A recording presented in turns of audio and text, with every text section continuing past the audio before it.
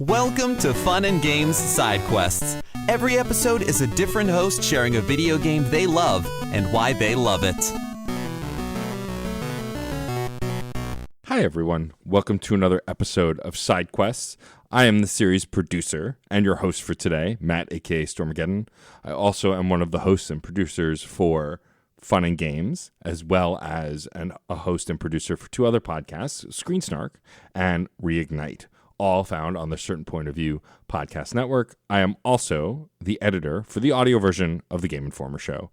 I'm really excited to be back, and only 273 episodes later, for episode number 274, I am covering what is practically a follow-up to not only the first game in its namesake, but the first game I ever talked about on this series, Control. And this game that I'm talking about today is, of course, Alan Wake 2, which continues to bridge the universes between Control and Alan Wake, and is the direct follow-up, of course, to Alan Wake. This game is a game that I had been looking forward to since the moment it was announced, but with some trepidation because I was not a diehard horror fan. One might say I didn't even really like horror games at all. But over the year, 2023, I went on this journey where I discovered my love of horror games, even if I am a giant coward. Turns out cowards can also love horror.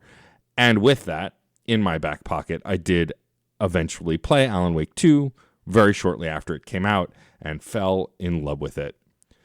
Alan Wake 2 continues the story of Alan Wake while introducing a new character, Saga Anderson, and you play as both of these characters through this game, and you have the ability to change between these characters mostly at any time, except with some few exceptions. That was a sentence. And I really enjoyed this game from beginning to end. It's been stuck in my head pretty much since I beat it in mid-November, and I've been wanting to talk about it on Side Quests because it left the same kind of impression with me that Control did as well, and a lot of Remedy's games that I've played as I continue to play through their back catalog. Remedy does storytelling unlike any developer I've experienced, and their use of full motion video is unparalleled and incredible. They toyed with it in Control and used it quite a little bit. They also toyed with it in the original Alan Wake and in many other games within the series, all the way back to Max Payne, which as of now is not technically connected to this universe, using actual photos of Sam Lake and other actors to portray in still images what they would then go on to do in full motion video. Alan Wake kicks this up a notch. Tons of fully live-acted scenes, casted with, of course, the incredible actors that then are recreated digitally within the game. I'm constantly in amazement with what this company is able to do with these games. Of course, like in the first game, Alan Wake, the face and the body in this, and even the live actor, is played physically by Ilka Villi, and of course is voiced by Matthew Peretta. The incredible Melanie Liburd is both physically and vocally Saga Anderson, as well as a ton of other great cast of characters playing a ton of really great folks within this game. I am constantly in amazement of the way the story is portrayed. And I will say here, I'm going to tell as little of the story as possible because I feel like you need to experience this game.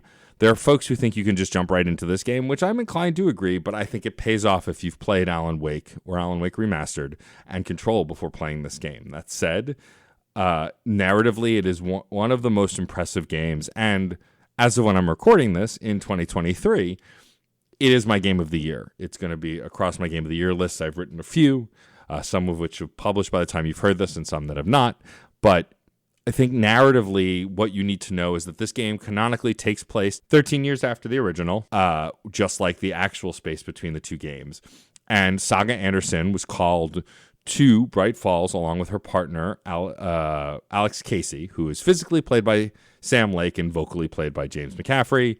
May he rest in peace. The incredible voice of Max Payne, who now reprises his role in a similar but different character in Alex Casey. But they come to Bright Falls to investigate some weird goings-on, and we quickly find out that it is connected to, of course, Cauldron Lake, the darkness, and everything that had happened with Alan Wake. The story continues to unfold. You are reunited with Alan Wake, and things just seem to get crazier and more ridiculous. And I really do love that this game has a unique way of storytelling because, again, you can play Saga or Alan in different places, and yet the story still lines up no matter what order you do things. the fourth chapter of Alan's side of the playthrough is one of the coolest experiences in video games ever. If you've not been spoiled by it, I highly recommend diving into this game. It's like when I talked about the ashtray maze and Control, which I also, in that episode, the first episode of Side Quest, said so very little about it, other than it was an incredible gaming experience. I believe this fourth chapter in the Alan Wake side of the story blows that out of the water and is one of the coolest things I've seen in video games ever, especially tonally for a horror game. It works because it's Remedy's weird-ass world, and I love it for that. Of course, the old gods of Asgard do return in this. They were in Alan Wake 1. They have a song in Control. They've become one of my favorite fictional bands probably of all time, played by, of course, the real-life band Poets of the Fall. But yeah, I think what I will talk about with Alan Wake is its mechanics, because they're not ideal, and some people may bounce off them, but I think the narrative is worth it. But I don't have to sell you on the narrative. It's going to hook you the minute you boot it up. But the gameplay is a third-person shooter. It has a similar mechanic to the first game, where you use a flashlight to shine on enemies to make them vulnerable, to like scatter the darkness of the Taken, which are these zombie-like things that you're fighting, and then you shoot them. The gunplay is fine.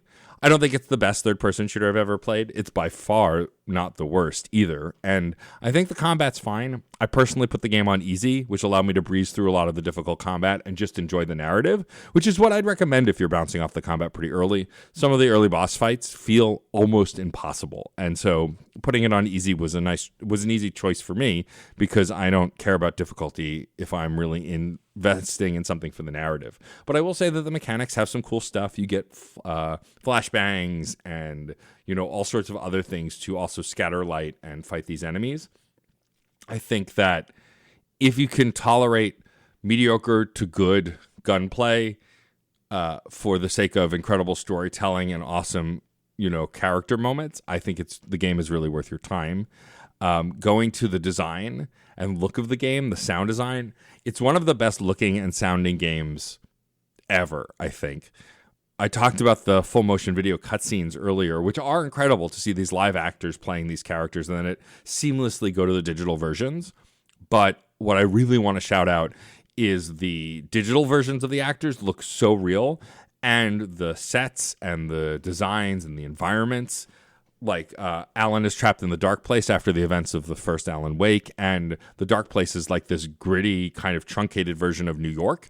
And as someone who lives in New York, when you go into the subway system in this game, the detail is incredible. Like, of course, it doesn't feel like truly the New York subway, because it's meant to be this kind of nightmarish version of it. But like, the attention to detail is unbelievable. And so it is easily one of the best looking games I think I've ever played, only second to Control, which I still think looks better, only because I really like that the world of Control, and there was less real life in there, in the sense that Control takes place in this one building, whereas you're in different outdoor environments. The outdoor environments that you move through as Saga are mind-bending, honestly. I didn't think a video game could look this real, and I've seen some graphically impressive video games this year in 2023, but Alan Wake 2 easily takes the cake. As I said, the sound design is really incredible. They use a lot of whispers and voices to, of course, amp up the scares, lots of loud noises and jumps. The jump scares were horrifying. Even when I knew they were coming, they got me every time. But all in all, I still really enjoyed the game. I did, on occasion, have to put the game down for a little while after a severe jump scare. Got my heart racing. But all in all, I was able to come back to this. Do I think people who don't like scary games could play this? Probably not. But that said, I'm someone who is easily scared and still got through it. So I think as long as you don't mind wrestling with scary games, there's something here for you, and it's definitely worth playing. I'd also really like to talk about the mechanic that I think is most unique to this game before moving on to other stuff. So there are two mechanics, puzzle-solving sort of mechanics that you have in this game. One is Saga's ability to go to her mind place, which allows her to mentally interrogate suspects and confront them, called profiling. It allows her to put clues together on a visual representation, like a board of a suspect board kind of thing you would see in like the Pepe Sylvie memes and stuff, like using yarn to connect these paths to make sure that she's understanding where things are going. And then some other things. You can track collectibles, do upgrades. Like, it's this really cool space that's a cabin in the middle of in her mind that she creates. But you switch between actual gameplay and this like menu, so to speak, where you can wander around in this mind place instantaneously. It's pretty incredible, and probably the most impressive thing about this being on modern hardware. Alan gets a similar thing where it's his writer's room in the dark place, and his is really cool, and I think my favorite of the mechanics in the game, because you can apply verbs or descriptors or other things, nouns, to change whole scenes. And when you apply those keywords to the scenes of the areas you're in, you hear typing and the whole room changes to reflect the change you made. And it also happens pretty instantaneously. It's very incredible. And these little mechanics add like a fun puzzle solving element to the game that gives you a reason to explore and go back to see things again to see if what you've done has made some major changes. And I think probably some of the most standout things about this game. I do want to talk a little bit about also the cast. I talked about it earlier, but there are so many incredible actors in this game playing such incredible parts. The devotion to bringing back characters from the first Alan Wake, voiced and played by the same people. The consistency of the world. Again, the casting and the acting is unbelievable. Again, I am in awe of the leads here, as well as all the supporting cast. David Harewood, who I really love, plays a character named Warland Dorr in this game, and might be one of my favorite performances he's ever done, and he's done a lot of cool stuff. I loved him in the Supergirl series that ended up on CW. He was phenomenal in that, but it's funny, I can't get into the specifics of the acting without possibly quote unquote ruining some of the surprises, but just trust me when I say, if you're familiar with Remedy and their work and the kind of acting and writing they have in their games, this game is no exception. And if you've not played a Remedy game and want to start here, I don't think it's a bad idea per se. I mean, I would advise that if you're going to jump right into Alan Wake 2, maybe watch a lore video on the first game just so you know what's going on. But I do know a few folks who just jumped into this game and had a great time. And so I think if you really want to find a place to step into this world that they're building amongst Control and Alan Wake, this is a great place to do it in Alan Wake 2. And then you can go back and play those older games. I highly recommend them as well, but that's not what I'm recording this episode about. I think that what makes this game special is a very similar thing to what made Control special to me, in that I have no other experiences to compare this to except Control in this case, which when I recorded my episode on Control, I had nothing to compare that to. I think what really gets me about the writing here is it's the kind of mind-bending stuff that I love in things like Doctor Who and the X-Files, and they do it so well without talking down to the audience or feeling like they have to over-explain things to you, but it never feels so complicated that you can't follow any of it. There are some things that are hard to follow with intent, I think, because they want to obscure some things and let you try and figure them out. It invokes theory crafting, which I love. I'm very excited for Control 2 to come out whenever that is. But until then, I'm so happy that I got this game. I replayed Alan Wake in the form of Alan Wake Remastered to prep for this game, and I'm glad I did. But it is easily not only one of my favorite games of the year it came out, 2023, but probably one of my favorite games of all time. Again, only second to Control, which is easily in my top 10 games of all time. I know that I didn't give you much to go on besides the combat and telling you the story is good and that you should trust me, but anyone who's listened to this series for a while knows that I don't use hyperbole a ton.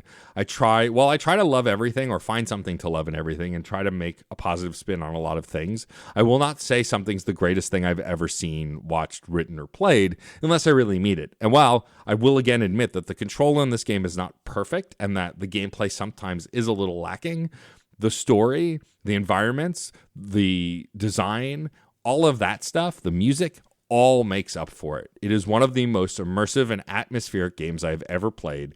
And if you've been curious about Alan Wake, if you've been curious about Remedy games and you're looking for a place to start, and you just want to jump in with what the coolest thing they've made, I can't recommend this game enough. Again, if you want to go back and play the other games too before this, that makes a lot of sense. But I think that if you want to jump into just Alan Wake 2, watching a primer or reading a primer on what the narrative was of the first game is more than enough. In fact, there's a great novelization of the first game that you could also buy that would absolutely set you up for success to play this game if that's the thing you wanted to do. Otherwise, if you don't care about having all the pieces and would love to be steeped in the mystery, which is also a thing you can do, jump into this game. Saga Anderson as a new character is as clueless about this world in the beginning as you are. And so there is a lot of exposition that you get through her lens as like a player, like insert character. But again, if you don't mind being a little confused or you don't mind learning as you go, then this game is an easy recommend to jump into. I feel like I've talked for a handful of minutes about nothing, but again, I'm just really over the moon with this game and had to do a side quest episode on it, especially considering my love of Control and the first side quest episode and one of the first games that drove me to want to talk this way about a video game. So again, if you've been even the slightest bit curious about Alan Wake 2, I say jump in with both feet because it's not a lake, it's an ocean, and you might as well jump on in.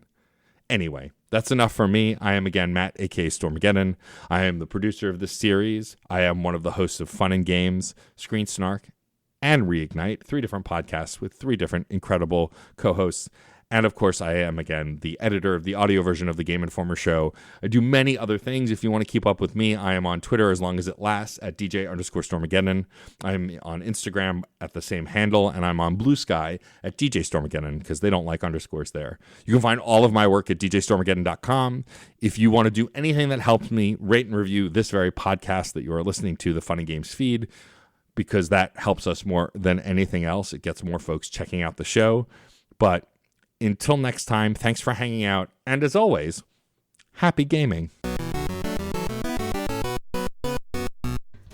Hey there, Screen Beans. Have you heard about Screen Snark? Rachel, this is an ad break. They aren't Screen Beans until they listen to the show. Fine. Potential Screen Beans. You like movies and TV shows, right? I mean, who doesn't? Screen Snark is a casual conversation about the movies and television shows that are shaping us as we live our everyday lives. That's right, Matt. We have a chat with at least one incredible guest every episode, hailing from all walks. We've interviewed chefs, writers, costumers, musicians, yoga teachers, comedians, burlesque dancers, folks in the film and TV industry, and more. We'd be delighted for you to join us every other Monday on the Certain POV Podcast Network. Or wherever you get your podcasts, fresh and tasty off the presses. What? That's not... Can I call them Screen Beans now? Fine. Screen Beans! So tune in and we'll see you at the movies or on a couch somewhere. 'Cause you're a whole Screen Beans now. You will be mine. CPOV. CertainPOV.com.